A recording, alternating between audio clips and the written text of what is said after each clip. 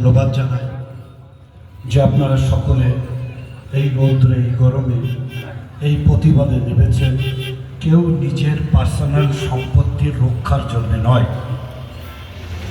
বলকে আল্লাহর ঘর, আল্লাহর দ্বীনের প্রতিষ্ঠান, মাদ্রাসা, খানকা, ইমাম বারগাহ, কবরস্থান, এই সমস্ত জিনিসের রক্ষার জন্য নেমেছেন। আজ বিজেপি পার্টি এমন একটি ভাব লাগিয়েছে যে যেন হিন্দুস্তান তার মা বিয়ের সময় পণ্য হিসেবে নিয়ে এসেছে।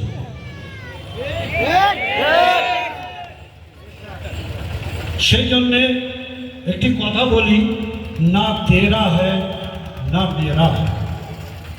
সর্বধর্মের মানুষের হিন্দুস্তান, না তেরা হ্যায় না মেরা হ্যায়, ये हिंदुस्तान सबका है। नहीं समझी गई ये बात, नहीं समझी गई ये बात तो नुकसान सबका है। তাহলে বুঝতে পারছেন, আজ ওয়াকফ বোর্ড একটা বিল সেইটা নিয়ে এসছে আমার যুবকেরা। কেন বিরোধিতা করছে? মৌলানা সাহেব বলেছে, মাদ্রাসার ইমাম সাহেব বলেছে, দলীয় নেতা বলেছে, চায়ের দোকানে শুনেছি না, বলকে এটি আমাদের একটি অস্তিত্বর লড়াই। চিন্তা করুন, ভারত স্বাধীন, ডক্টর ভীমরাও আম্বেদকর ভারতীয় সংবিধান লিখেছে। প্রকাশ্যে সেই সংবিধানের বিরুদ্ধে বিনা চুলের মাথার ব্যক্তি তেল বিক্রি করছে, এই বলে এই তেল লাগালে টাকলা মাথায় চুল গজাবে। আপনি তেল কিনবেন তার কাছ থেকে? কিনবেন না তো। একটা প্রবাদ বাক্য আছে, ভূতের মুখে রাম রাম, তার নাম মোদি। কেন বলেন তো? মোদি এর আগে আমাদের শরীয়তে হস্তক্ষেপ করেছে, ট্রিপল তালাক, মনে আছে? মুসলিম নারীদের হক দেবে। ভূতের মুখে রাম রাম কেন বললাম? এত বড় ভূত নিজের বউকে হক না দিয়ে পালিয়ে চলে এসেছে। বুঝতে পারলেন? জিনিসগুলো বুঝতে হবে। তারপর দেখেন, পুলওয়ামায় হামলা হলো, আতঙ্কবাদী হামলা, সবাই আমরা মিছিল বার করলাম, প্রতিবাদ করলাম, হিন্দু মুসলিম সবাই। কেন আমাদের দেশের সেনাদেরকে জঙ্গিরা মেরেছে, প্রতিবাদ চালিয়ে গেল। বম্বে 26/11 হামলা হলো, 170 জন মরল, আতঙ্কবাদী হামলা, আমরা প্রতিবাদ করলাম। হামলা, আতঙ্কবাদী হামলা শুধু বন্দুক দিয়ে হয় না, কিছু এমন সিদ্ধান্ত আছে সেটি ওই বন্দুকের গুলির চাইতে, বোমার চাইতে, পারমাণবিক বোমার চাইতে বেশি কাজ করে। নরেন্দ্র মোদী প্রথম আতঙ্কবাদী সিদ্ধান্ত নাম হচ্ছে নোটবন্দি, যাতে 300-র বেশি ভারতীয় মারা গিয়েছে। গত 2 বছর আগে দ্বিতীয় সিদ্ধান্ত, আতঙ্কবাদী সিদ্ধান্ত মোদীর, চাষিদের বিরুদ্ধে।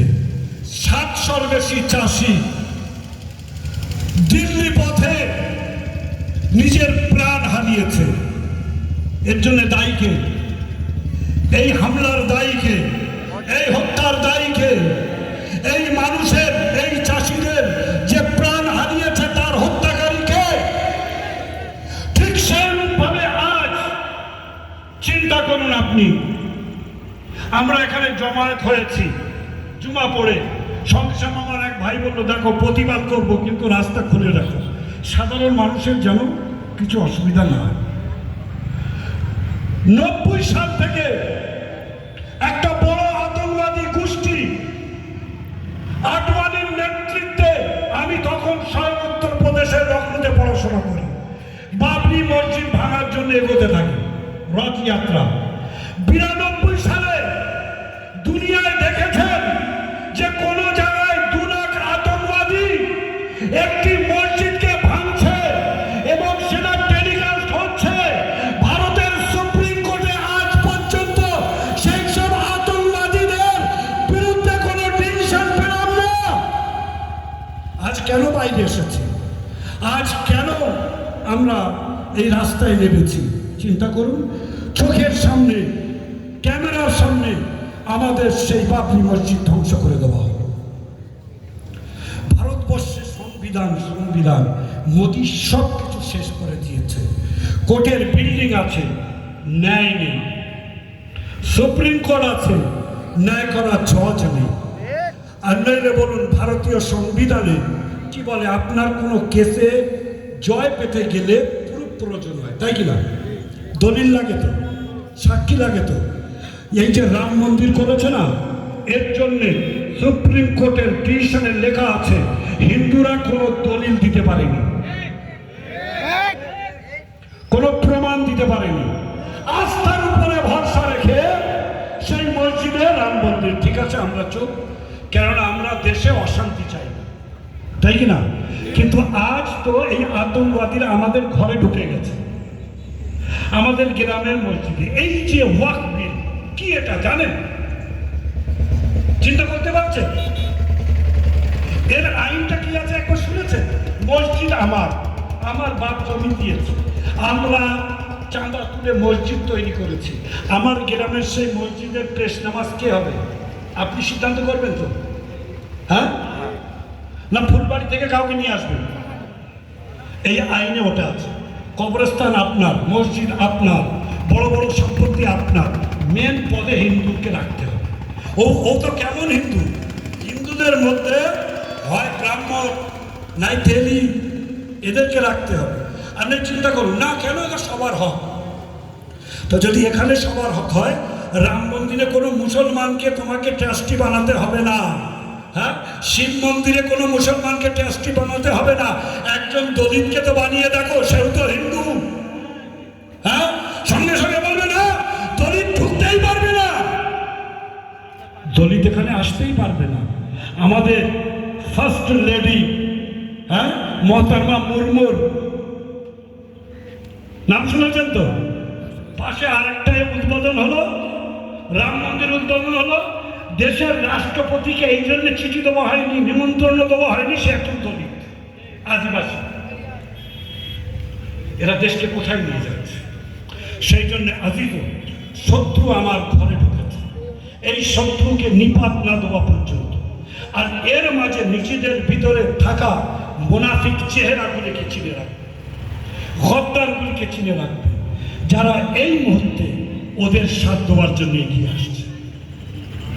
সেই জন্য আবার বলছি, আপনাদের সকলকে এক হন, প্রতিবাদ করুন। আজকে একদিনের প্রতিবাদে এই আতঙ্কবাদী সড়ো হবে না, এই আতঙ্কবাদী একদিনের প্রতিবাদে শায়েস্তা হবে না। বলকে বলবো, সমস্ত হিন্দুস্তানে প্রতি শুক্রবার নিজের মসজিদ থেকে 8 ঘন্টা 1 ঘন্টার জন্য প্রতিবাদের ঝড় তুলুন, নিজের বাচ্চাদেরকে বোঝান। তারপরে চিন্তা করুন, এই আইনের ভিতরে আরেকটি কথা লেখা আছে। কি সেই কথাটি? যেটি নতুন আইন এসেছে, একজন অমুসলিম মুসলিমদের কবরস্থানের প্রেসিডেন্ট হতে পারবে, মসজিদের মেন কমিটির একজন হতে পারবে, কিন্তু সে কোনো জিনিস দান দিতে পারবে না সেই মসজিদের কবরস্থানে। এখানকার চেয়ার দিতে হবে, অথচ সে ওখানে 1 টাকা নিজের তরফ থেকে দান দিতে পারবে না। ইয়ানি ডিভিশন হচ্ছে কিনা? এরপরে তো এরা এমন করবে, এ টুপি পরে ভিক্ষে করতে এসছে, মার লাথি। হ্যাঁ, তা কালকে আর একজন তিলক লাগিয়ে আসবে, তা আরেকজন ওকে লাথি মারবে। মারবে কি মারবে না? লাথি খেলে তো লাথি মারতেই হয়। আর হক কখনো এরকম করে হাত পাতলে পাওয়া যায় না, হক ছিনিয়ে নিতে হয়। হকের জন্য আওয়াজ তুলো এবং এই জালিম হুকুমতকে ফেরাউনের মতো নীল নদীতে ডুবিয়ে মারো। আমি আমার বক্তব্যকে শেষ করছি। অসংখ্য ধন্যবাদ আমাদের বন্ধুবার সৈয়দ ফিরোজ আহমেদ সাহেবকে।